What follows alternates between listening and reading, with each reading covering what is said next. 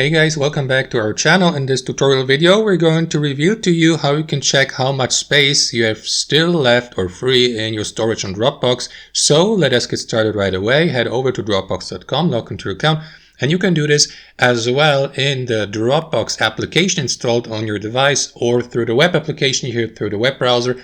So all you need to do, guys, is here on your home screen is click on the profile icon in the top right corner, and from the drop down menu select manage account, and after that you will be redirected to that overview here where you see your current subscription status as well as the free storage you still have in your account. So as you can see, I currently am subscribed to a Dropbox basic account, which is a free account, and with a free account or free membership on Dropbox you have a maximum of 2 GB of storage to use on your account. And below you will see the current usage. As you can see, currently I'm using 61.8 MB out of these 2 GB, so there's still a lot of space to use here on my account. So guys, that's basically it. That's how I do it. Hope you enjoyed the video, got some value from it, and we'll see you next time on our channel.